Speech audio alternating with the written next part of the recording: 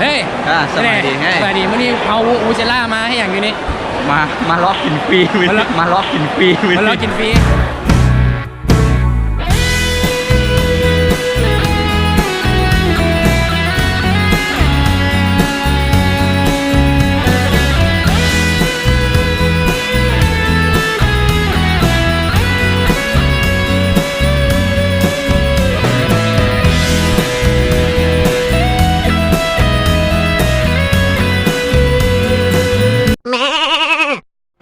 สบายดีเนาะยินดีต้อนรับเข้าสู่แท็กออฟฟิศเนาะมื้อนี้เรามาที่เวียงจันทร์คอลเลจเนาะมันจะเป็นงานครบรอบ5 ปีของเวียงจันทร์คอลเลจเนาะโอ้โคตรตื่นเต้นเลยเห็นเข้าไปบรรยากาศโคตรงามเลยซึ่งวงวูเซล่าได้มาเล่นดนตรีอยู่นี่เนาะถือว่าเป็นเกียรติอะไรเดี๋ยวเขาเข้าไปเบิ่งกันบรรยากาศทางในกันเลยเบิ่งไปเย่โอ้ยThis one is called. You don't have to make so much of that. This one is called Memory of the Love Monster. It's by a band called The Eagles. เห็นบ่ Happy New Year ยังขาดสุดยอดเลยหลากหลายกิจกรรมเนาะมาอย่างนี้แล้วก็มีบอลให้เขาเรียกว่าอย่างวะก็ว่าแจกลายเซ็นแจกไอดีเล่นแต่คนเนาะเล่นแต่คน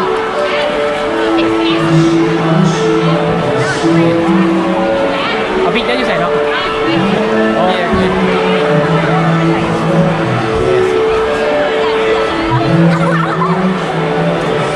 เดี๋ยวซีเซนมีคนจับกล้องให้เลยไอ้หาจับกล้องให้ได้บอกเก่งยี่ป่ะโอเค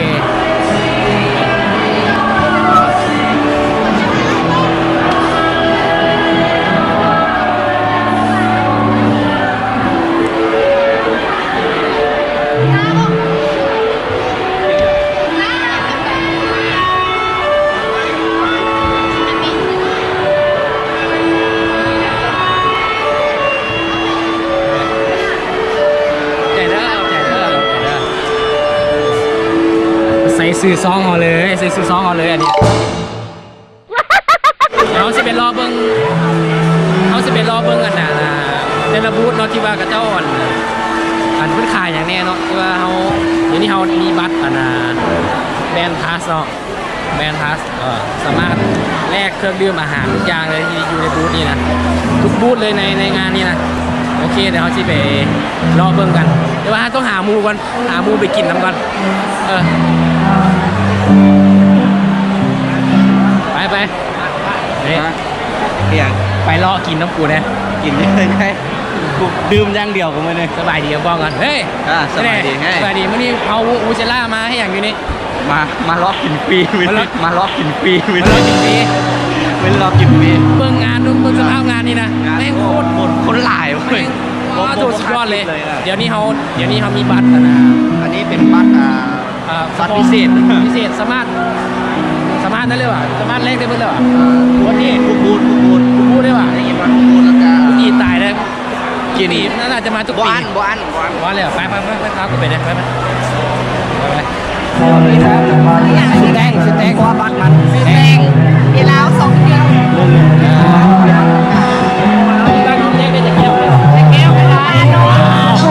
ยอดเลยที่ร้อนอยู่นี่แหละมันใช่ป่ะแรกสมัยก็ได้ใช่ป่ะห้ามมีอะไรเสียหรอโอเคบ้านนี้ช่วยชีวิตเขาได้วันนี้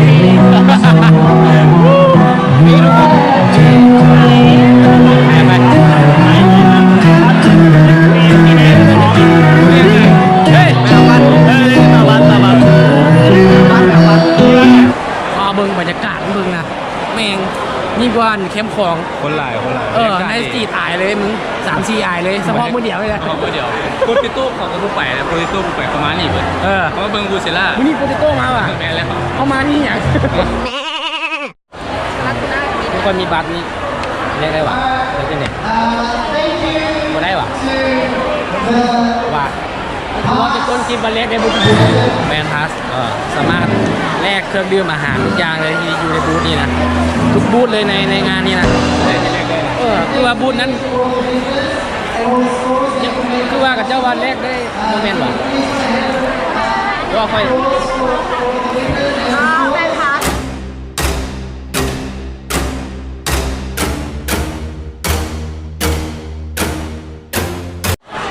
แรกใดแรกใด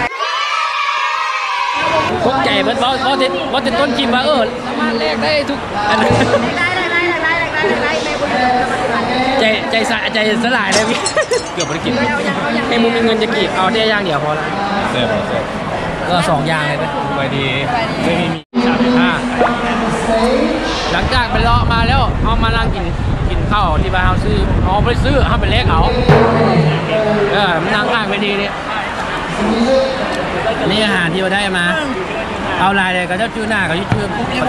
แล้วเขาชื่อดาหัวไอ้บัตรฟรีเองคือเอาลายนะ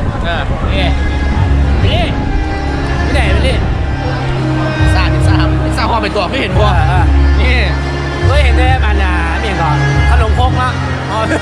บ้านคุณไปสร้างความเป็นตัวบ้านใหญ่งานมานี่เลยตื่นเต้นปะตื่นเต้นแต่ว่าสาวน้อยหลายแล้วสาวน้อยหลายแล้วเฮ้ยสาวน้อยหลายเมืองนี้ไหมน้องสาว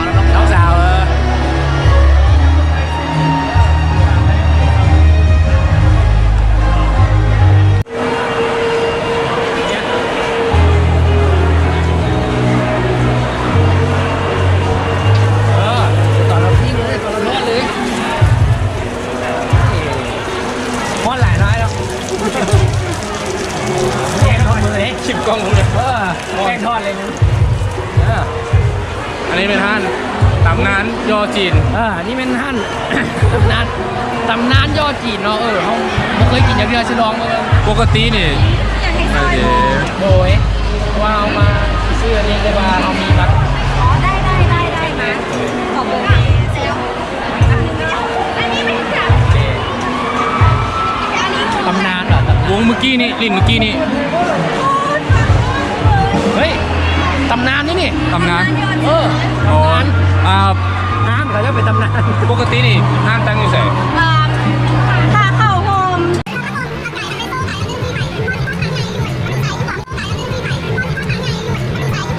A few moments later. เบียดบอล นี่ เบียดเลยบางเบียดเลย นี่เดอร์โฟโลตามนี้เลยตำนานฟู้ดกีตอตำนานยอดจืด ไปกินกันได้ ออกสถานที่ได้เนาะเฮ้ยงานบวชมึงเอาไปเลยมีเงินจ้างกูด้วย ยืนเลยได้ก่อนยืนเลยได้ก่อนเอาหวาน จะมีเงินมาจะกี่เลยนะมาจะตัว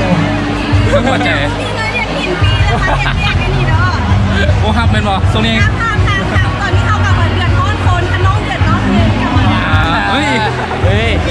กระถุงคาถือมี ได้เว้ยได้มีถ้วยห้อยล่างมาอยู่นี่ โอ้มีย่อยหอมแผ่นพิเศษ เอา ไม่คาดใจดีเลยน่าอีก น่าสนใจ หักลูกหักลูก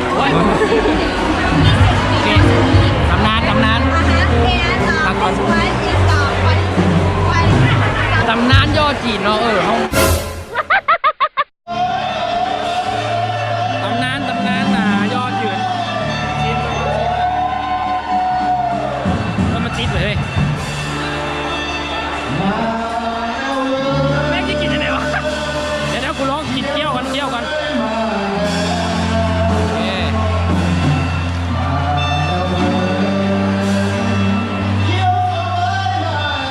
นไงรสชาติคือตำนานเลยไป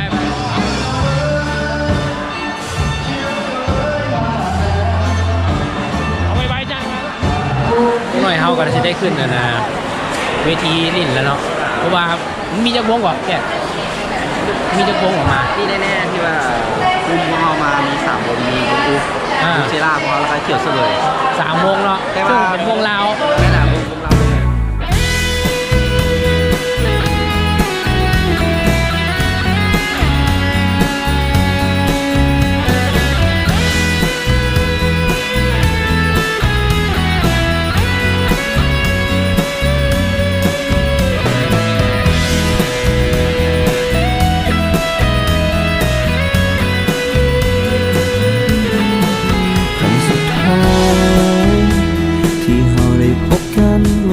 ดนเหลือเกิ